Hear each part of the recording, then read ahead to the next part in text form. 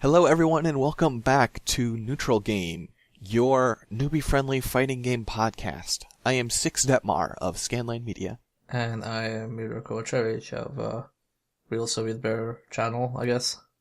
Of the Bear Cord. Of the Bear Cord. I have many things, but it's all of the things I have are basically me. I don't have a corporation or a media outlet or anything.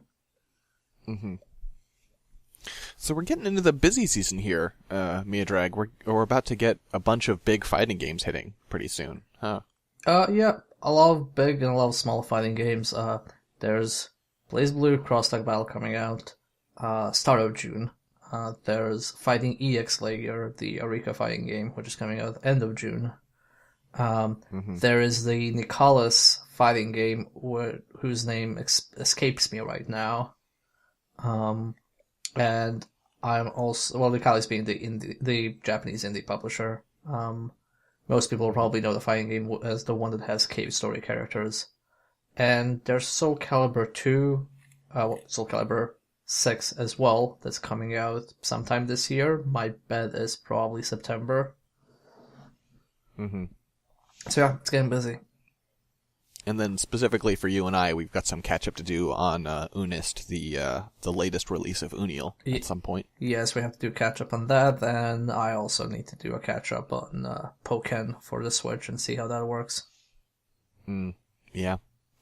So with all those games coming up, we're probably going to have a lot of episodes coming up that are game-centric. And so before we get into that rush, we kind of wanted to do one that's going back to more mechanical talk and talking about, features of fighting games and ways to use them to your advantage.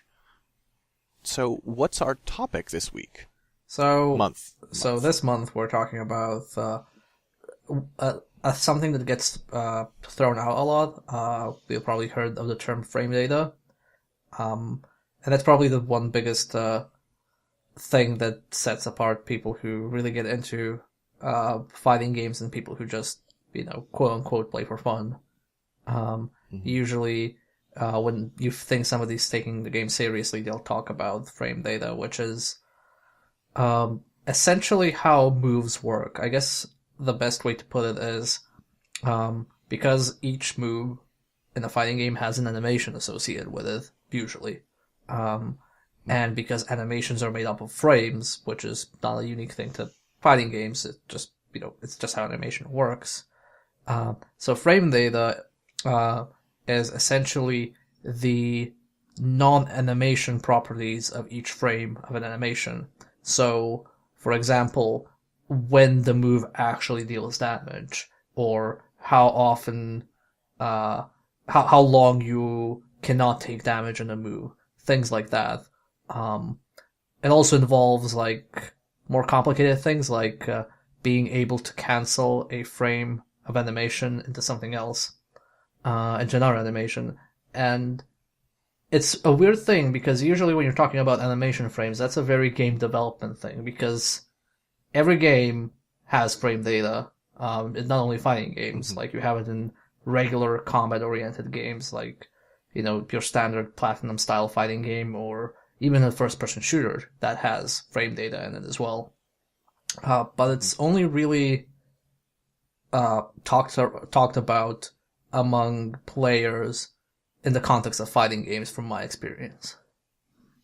Yeah, I feel like this is just a situation of one of the things I love about fighting games is how they sort of boil off a lot of the other elements that other games have. So you can study frame data in, let's say a Dark Souls, and it will be of some use to you, right? Like you can learn about the properties and the speed and such of your attacks. But it's not nearly as essential because there's so much else going on. In fighting games, it's reduced down so much that frame data becomes more important because there's less to grab onto. Yeah, and it's not one of those essential things. Like, you're not required to actually know frame data of a game to be able to play it well. It's more along the lines of people naturally end up gravitating towards it because it does contain useful information for them. And we'll talk about it a bit more later, but there is, people, I've talked to people who, enjoy fighting games, but then, they get, worked by somebody who's really into them, right? and they get really frustrated about frame data and about people knowing frame data. And there's this attitude that it's sort of like 0 or 100, right? Like you either know no frame data or you know how many active frames every move has, and there is a middle ground that can work for you. Yeah, and I think it helps, at least like on my end. I have very middle ground when it comes to that. Same. Yeah. So now that we've like explained like on a more larger high level what frame data is, one of the things in just context of fighting games that's most important is that an animation or a move is usually broken up into startup frames, active frames, and recovery frames. What that means is a startup is essentially the wind-up of your move. So let's say in Street Fighter, a startup would be as you are about to punch, the character pulling back his arm and getting ready to actually pull the swing off. And then the active is the actual swing coming out and making contact. And then the recovery is, after the swing is over, how long you need to wait until the character is able to do anything else. So until he pulls his arm back into the default position. That's kind of the most basic explanation of that. Yeah. And what you'll often see aside from that is essentially the properties of a move. People will say, oh, this is invulnerable on startup, or this is invulnerable while active, or this has a long recovery, and we'll go over what each of those things mean. Mm-hmm. Yeah, one of the most important things is, so if you think about like frame data, it is telling you, like as you say, it's got the startup, the active, and the recovery are sort of, as you say, like the 3 stages of the animation. But during those stages, it's more complicated than just, is the move like hitting or not, right? Yeah. You can see, like, if you're looking at the frame data, you can see what's called the I always mix these two up. I mix up hitbox and hurtbox all the time. Hurtbox is where you can get hurt. Hitbox is the attack area, essentially, where you're dealing damage. Okay, that's what I thought, but I always get it wrong. So, so you can see like the on a lot of games that I play, it's like the red square indicating this is what the attack is actually attacking. That's the spaces where it will hit. And you can also see your hurt box, the area that you can be hit, and it will shift as the move goes. And then other games will have things like, like the throw box and stuff. It gets complicated with some games. Yeah, to explain what like these boxes are, in case you aren't familiar with it, essentially because very few fighting games do actual collision checks, so they don't actually check whether, for example, in a punch, the fist is connecting with the body part of the opponent. What it's really doing is you have these invisible boxes on top of that animation. And what is happening in the background is that the game is checking whether this box that deals damage, that represents me dealing damage, is connecting with the box that represents the opponent's body, where he can take damage, which is it essentially is a very old school way of doing it, but it's been proven to work very well, which is why you see it still in use, I say. But the drawback is often you will have the drawback is you will have issues where it looks like you hit when you shouldn't have, or it might look like you missed when you shouldn't have, depending on how the move comes out. But the advantage of it, though, is it's more consistent than, say, collision-based checks, because even though you'd think that collision would be more consistent because, it's showing me what's on the actual screen, it's a bit harder to predict because there's a lot of variables, like, whether the opponent is higher than me, like how close he is exactly, what stance he is in. So it definitely gives for a different feel of the game. Mm-hmm. And I feel like some of the best examples of this actually can come from, like, honestly, from Street Fighter V, which is one of the reasons I find the game frustrating. But, like, if you play Zangief in Street Fighter V and you do his spinning pile driver, you can stand a good distance away from your opponent and do the move, and you will see Zangief reach out and hug the air, and his hands be a pretty good distance from them, and they will teleport into his arms because of hitboxes. Yeah. And then on the other hand, you'll see someone fight, like in Abigail in that game, who is a very tall character, and Abigail will crouch, and you can barely tell because Abigail is so tall, and people will punch, and the punch will just slide right through Abigail's face without doing anything, because Abigail's hurtbox is significantly smaller than Abigail's model. So it's just that disconnect.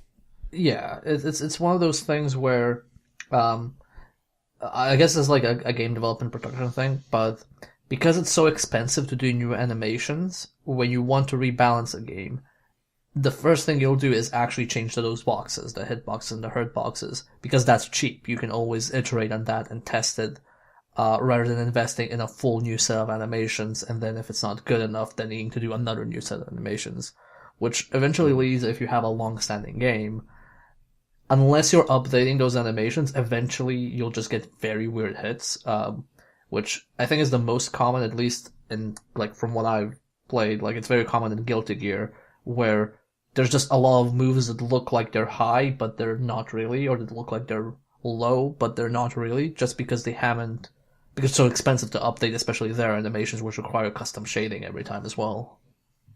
Mm-hmm. Yeah, it's a clash of balance versus, the budget, in a way that I think is pretty understandable, though it's unfortunate for the player sometimes. Yeah, I mean, even if it's just, even if it's not, like, just budget, like, there's a limit to, how many animators can work on a single animation as well. So even with a larger budget, you're still constrained by just real life limitations of how animation works. Mm-hmm. Yeah, fair enough. But how you mentioned that Zangief has like this grapple where it pulls you in. That's also I guess that's also like one of the weird things where they probably tried to make him like good because he's a grappler and grapplers are generally like much harder to play and much harder to win with. So it's probably like a conscious call, but it doesn't help that it just looks weird. Mm-hmm. Yeah. And there's different design philosophies about that stuff. I think I find it more important than Dimps, the developers of Street Fighter, do. Right? I think that's probably fair to say. Yeah. So. But aside from just like how those hitboxes and hurtboxes work, one thing we touched upon earlier was that there are different properties to frames, like whether it is invulnerable or move cancelable.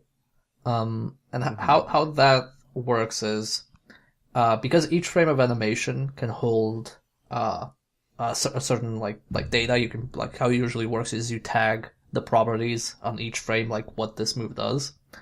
And what the two most common things I see in fighting games is whether it is invulnerable, like completely or not, which is hurtbox arrangement, or whether it can be cancelled into something else. So like if you do if your light punch connects and then even though your light punch may have a very short recovery, you can cancel it into a medium punch, and then you can cancel that medium punch during its recovery into heavy punch, and so it makes the game a lot faster pace, so players don't need to wait every time for their moves to completely recover. Yeah. And also, so other properties that come up, I think there are two more that you'll see a fair bit of, which is, there are, a lot of games will treat a character differently based on whether or not they're airborne. And so, there are certain moves, that cannot be blocked if you're in the air. And so frames have a property telling you whether or not the character is in the air. And sometimes that's applied to things where it doesn't look like you're in the air. And the other thing is that there are some frame properties where they make things specifically invulnerable to throws only. Yeah, or projectiles as well. There's also some of Mm, those. good point. Like you might have a situation where a regular hit might actually deal damage to you, but if it's projectile invulnerable, a projectile will just go through it. I don't know how common that is in Street Fighter, but I know in Arc System Works games they do a lot of projectile invulnerabilities. Yeah, I mean, there's like, I don't know that he has it in 5, but like Dalsim had a move called Yoga Tower in Street Fighter 4, whose entire purpose was just he hit a stance and he was projectile immune for a second there. So that was a big part of his game plan, was just dodging fireballs, and that's all it did. Yeah, yeah. But that is like this is probably one of the more technical things we talk about.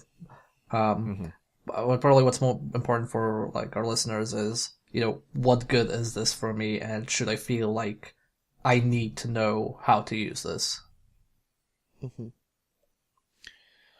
So, like, I mean, what stage of learning are you at with frame data? How do you use frame data in your play these days?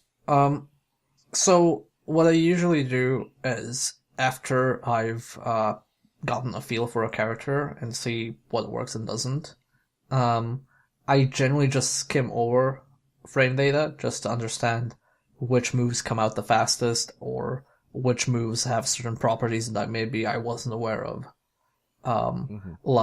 Usually with Guilty Gear, it's, oh, I didn't know this was projectile invulnerable because there's no reason to know that it is. Because a lot of those moves look weird when they are. For example, as a forward punch will make your entire upper body invulnerable to projectile, which is very rarely relayed in the animation. So I usually do it for that, just to understand what my tools are. But a lot of the other things, like, for example, I'll know just by playing which of my moves are unsafe, so which moves can be punished if the opponent blocks them. And even though there's frame data, and I might know, I can see exactly how much frames I have to recover when I'm blocked, I usually just know, okay, this isn't safe, or this is slightly safe, or it's completely safe. I usually just categorize it like that. Yeah, I'm less thorough in my testing than I should be as to like what moves will do in some situations. So I do like pretty early on, like with any character I'm starting to get at all serious about, I look at their frame data and I specifically look for like moves that are like plus on block, right? Which means that your recovery is faster than the number of frames they have to block for. So any move that's plus on block, which is what you call that, it means that you can act before they can if they block it, and it gives you a huge advantage in pressure and offensive situations. Yeah. Often when I'm playing with friends, I'll hear the question like, "Oh, is that plus and block?"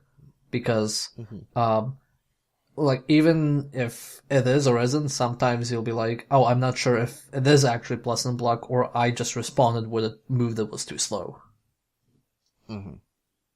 Yeah. And that's the sort of thing, like, the other thing is if people don't know this stuff, like, depending on how people are responding, like, stuff will feel like it's plus on block, but you're actually just responding badly, as you say. Like, I had a matchup where I was getting worked by a friend, and I was thoroughly convinced that the move they were using was plus on block. And finally I asked, and they're like, no, it's -2. Like, it's actually slower. It's just that I was trying to punish with moves that were way too slow, and it was destroying me. Yeah, that's why I usually say, like, if you assume that something is plus on block, but you don't know, like when you're fighting against it, your safest bet is just see if you can like do a poke in the middle of it, or like as a after it, because even if it doesn't connect, you at least know, oh, I can actually get something in. And the one other thing I tend to like look for whenever I can is I look for a move in my arsenal that has like really early invulnerability in it, which so I can use it as a reversal, sort of a like like your Shoryukens, right? Your move that has invulnerability early in the attack, so that you can use it to escape pressure. Like, get off me. Yeah, reversals are really important. It's like there aren't too many games that just straight up say, "Oh, you've done a reversal." I know Guilty Gear does it, Like when you do a reversal, it actually puts out the message that you're doing it, as it does like combos or counter hits. But in general, yeah, that means that the move is quick, it's invulnerable in startup, and you can essentially do it as a response to your opponent while they are recovering, or like after they've done their own move, things like that. Yeah, and if you're using this advice to look at your character and you're like, that's weird, I don't see a move with invulnerability. Yeah, that happens sometimes. That's a bummer. Some characters just don't have it, and it makes you have to be a lot more patient when it comes to defending, because a reversal is really useful in helping people respect your personal space. Yeah, I'm currently playing a Guilty Gear character that is notorious for just not having a single reversal without spending meter. Who's that? Venom. He does not have a. Huh. Oh, right. He does not have a proper reversal. He now has two reversals, which is one is a universal mechanic, which is the dead angle thing. Like while you're blocking, you can spend meter to interrupt the opponent's attack. And the other sort of an alpha counter. Yeah, and the other is when he uses his super, but he needs to use his burst stock as well, so the enhanced super. So essentially he has one for meter and burst, so he is very bad at escaping pressure. Yeah, that sounds pretty rough. I know that I have to spend, when we're playing BlazBlue and I'm playing Terumi, I have to spend meter to get out of pressure, and it feels bad. Yeah, I think I got spoiled by playing Hakumen and just half of my moves being reversals. Yeah, it's pretty nice. Yeah. And then eventually, like, if you push through and keep learning frame data and keep making use of it, eventually you get to a level where you can, like, figure out combos just by looking at a page, right? You're like, oh, okay, based on, like, the active frames of this in recovery and how long it puts them in hit stun for, I can then use this move. And you can just figure out combos just looking at numbers, which is pretty amazing. I am obviously not there. Yeah, I mean, it also helps that, like I said, you can cancel certain moves into others, and generally it's universal rules, what can be cancelled into what. But sometimes you'll get something weird, like you'll read a move and says, oh yeah, you can cancel this into this other special move, and it makes no sense. Like, on a game level that you'd be able to do that, but it's just for that one move, that character gets that advantage with it. So it's also useful to see those kind of things, because it's very unlikely that you'd figure it out on your own unless by accident. So one of the things that's going to get in your way, though, is games aren't always universal about how much they're willing to show you this information and help you learn it. Yeah, so in general, things that I've seen that are more, I guess it's like different philosophies, but let's just go over like some notable examples. Like Tekken, I know is notorious for not wanting to share any frame data, so there is no official way to find out frame data for moves in Tekken. Usually it's either data mined or people just spend enough time figuring it out.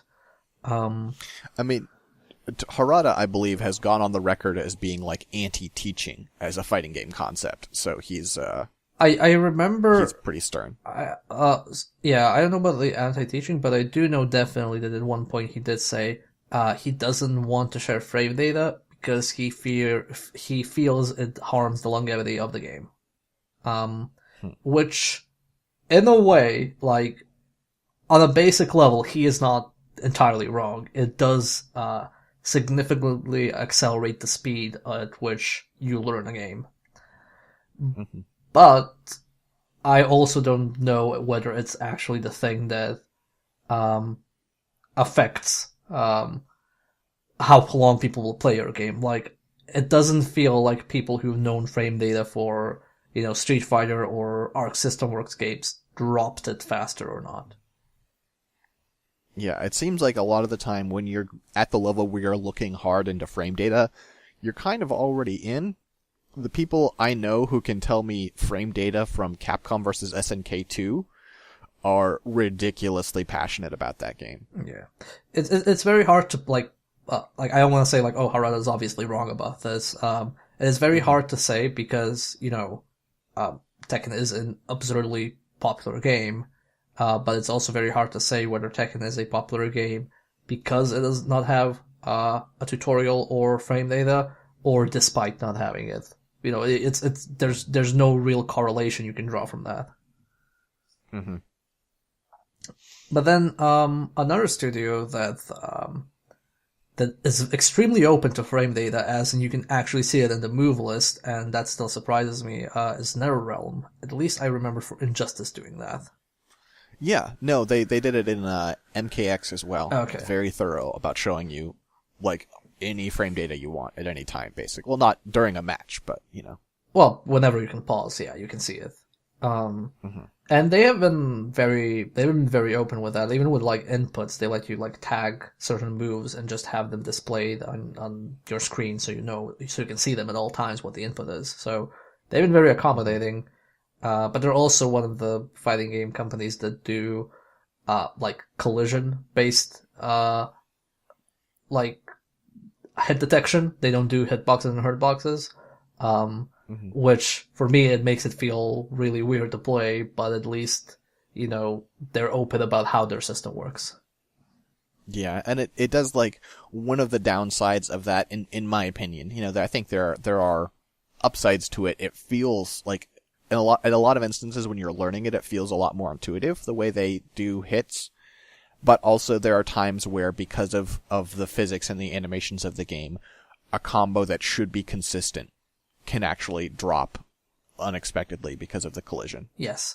One thing I also want to say is, it is really good that, like MK actually, more Kombat games and NetherRealm games in general have this information at hand.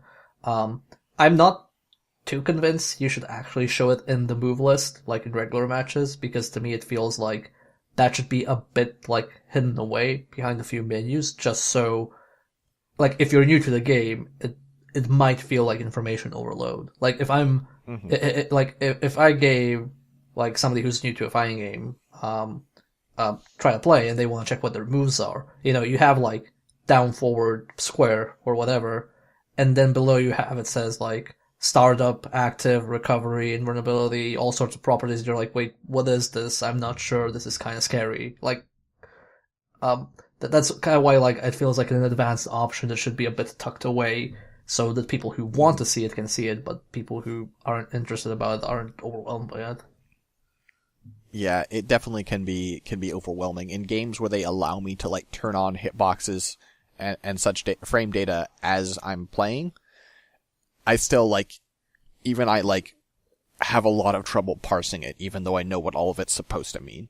Yeah, it's definitely, like, very commendable when it isn't. It's just, I guess, how direct you are about it. I think Skullgirls is the one that lets you just view absolutely everything, like all the hit boxes, hurt boxes. I don't know if they have throw boxes or guard boxes as well, but that works. Mm-hmm. And the other thing that's just sort of worth noting is that Skullgirls is, and I would say Lab Zero and Zero. I'll even go one further and say specifically the lead of Skullgirls, Mike Zymont, or Mike Z, is almost fetishistic about hitboxes. You will see someone throw out a normal in Skullgirls, and you will see that the hitbox is made up of like 30 tiny hitboxes that exactly show the arc of the arm. It's kind of ridiculous and amazing. Yeah, I generally think that's overkill. Yeah. But I guess it's like on a case-by-case basis. If it's consistent in the game, then, like, sure, it's fine. But I think most games just, put in, like, I don't know, like 5 to 10 boxes at most. Mm-hmm. Yeah, I don't think they need to go that far, but on the other hand, it does show in the game. Skullgirls, I don't feel like you ever have any question of whether something's going to hit or not. Yes. It does feel really crisp. Yes. So. Yes.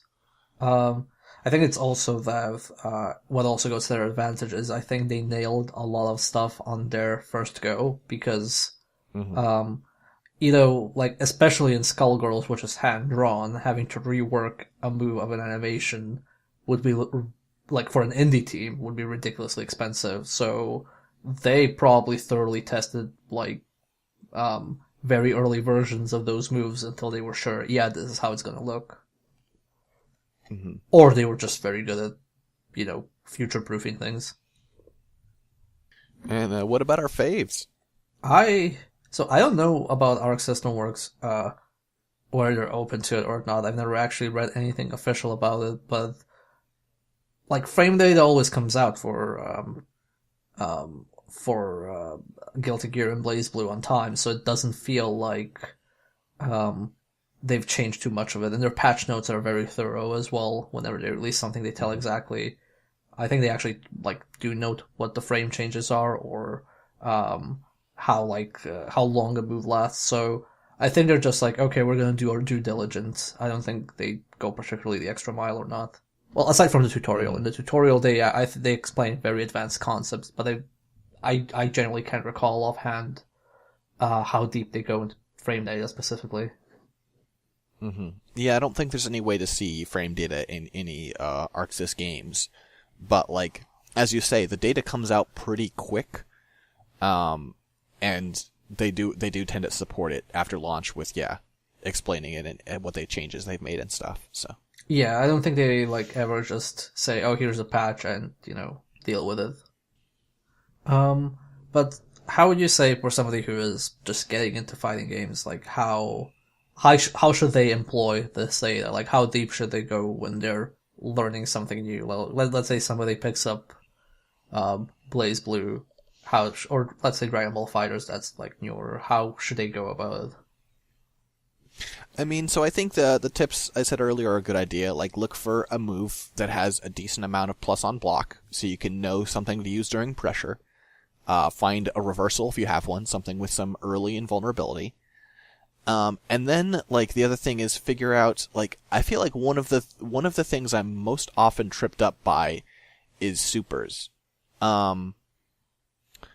Partially because sometimes just the way games treat things is different. Like, I've seen supers where, like, we've all played fighting games where you do a super and there's this, like, cinematic, it, like, zooms in and there's this cinematic, animation of them, like, winding up, right?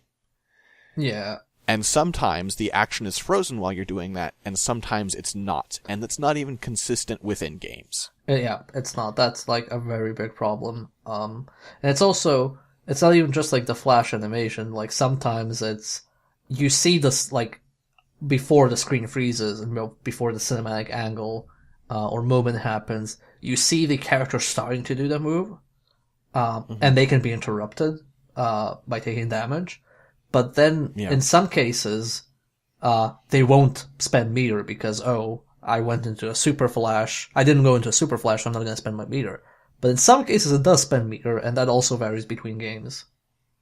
Yeah. So, like, I would specifically look at my supers, and I would try and look at, like, startup on stuff, because, yeah, like, there was, I think it was Dragon Ball. I don't remember what move it was, but there was some super on one of my characters in Dragon Ball that I was just mystified as to what was going wrong, because it would drop every single time. And it looked like it came out, like there was a super flash, there was a zoom in cinematic, and then it came out instantly. It looked like it was like a one-frame super. It was not. It was one of the few supers where action continues during that cinematic freeze. And so it was actually like a 15-frame super. And it's like, oh, that's a huge difference. Yeah, I mean, for me, it's, go back to playing Venom, his regular super, has, like a small startup before it enters the cinematic moment.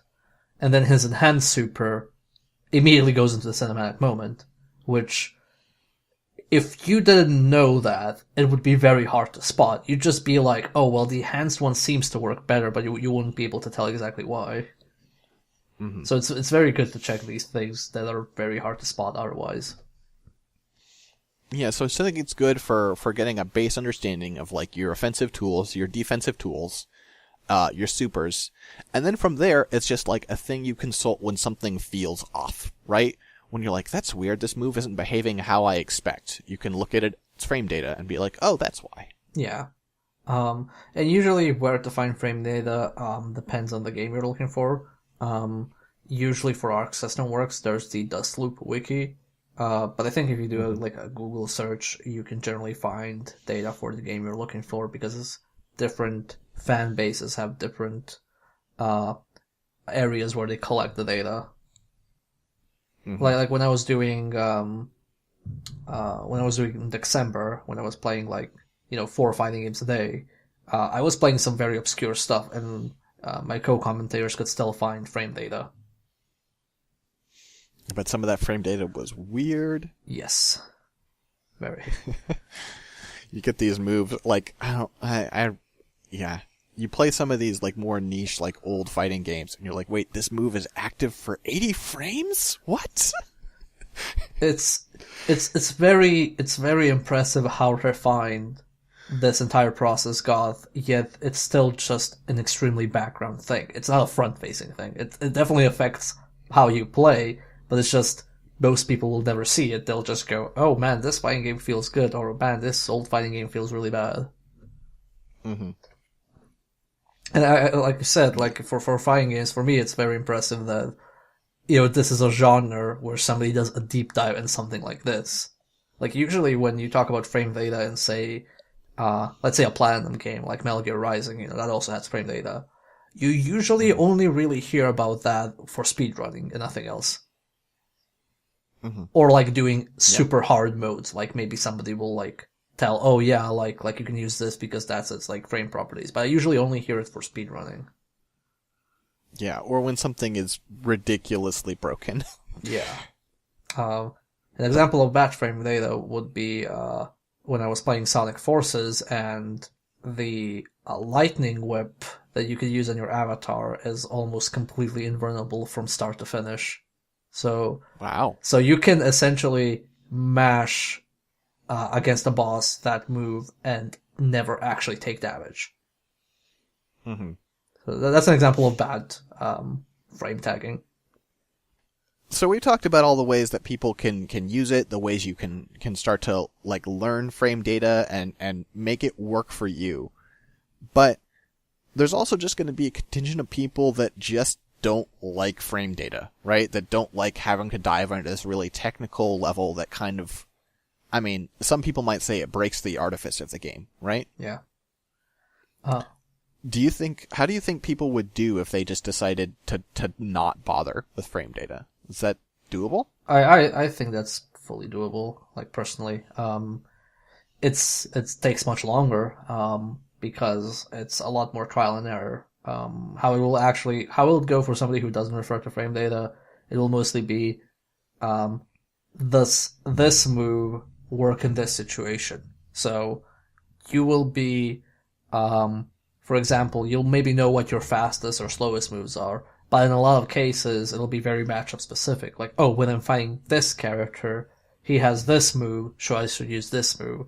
And if you go through frame data, you'll maybe figure that out. I gotta look at the move that's giving me trouble, what its properties are, and then see what a proper response for me is.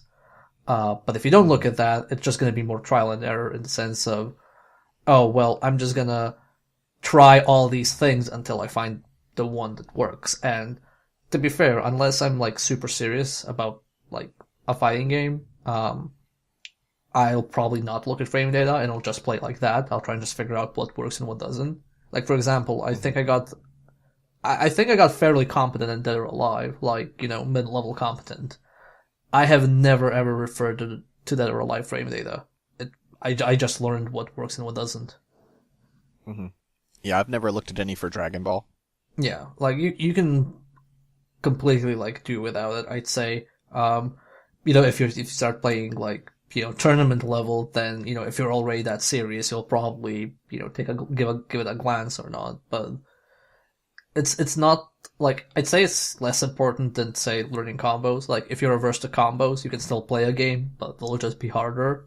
So if you're averse to frame data, you can still play the game, and it'll just sometimes take longer to figure some stuff out. Yeah, I think that's a good, they're a great tool for you to have, but in the end, it just helps you learn.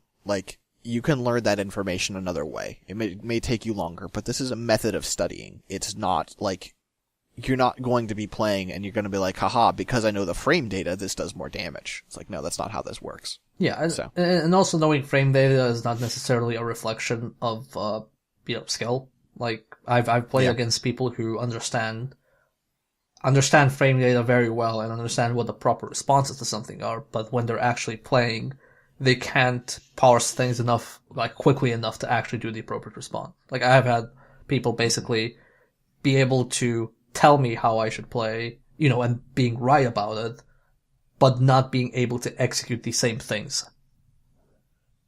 Yeah. Yeah, just theoretical knowledge that doesn't apply because they're not ready for it.